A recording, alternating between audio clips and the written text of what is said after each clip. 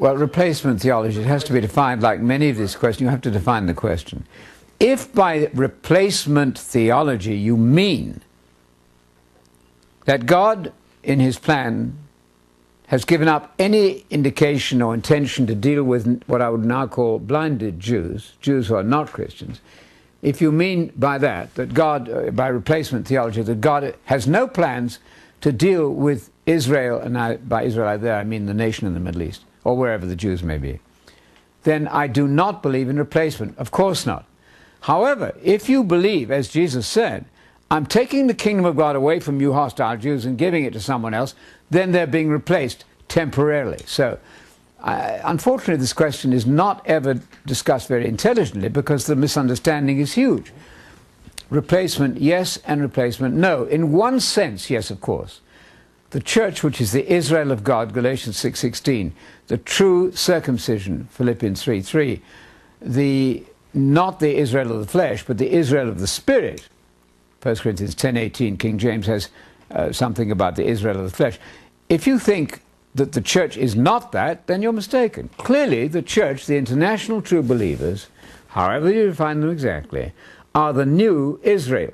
That's perfectly clear from 1 Peter 2, where the Israel texts from Exodus 19:6 are dumped on the church. That's utterly clear. Doesn't matter what nation you are, if you're the seed of Abraham by belief, then you're the seed of Abraham, the true seed of Abraham.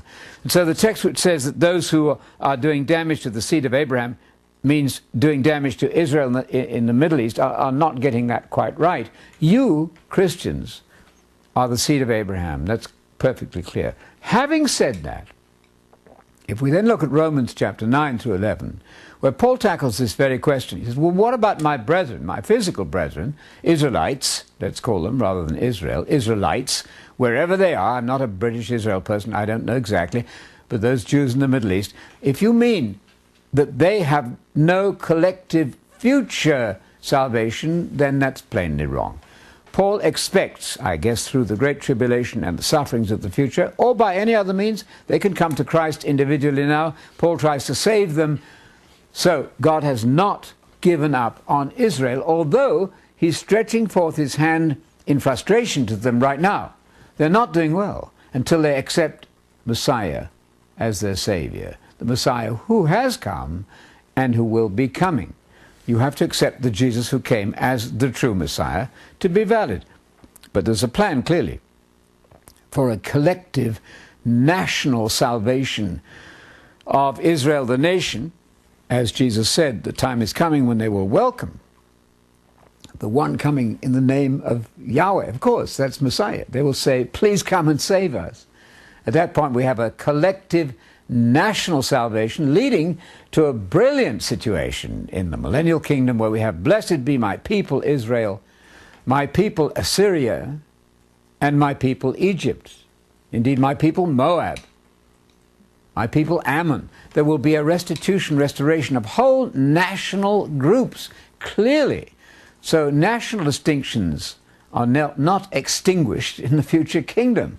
Now, over all that system, this new political arrangement, Messiah will be ruling, and the saints of all the ages will be ruling with him. That's why Jesus says, take charge of 5-10 cities.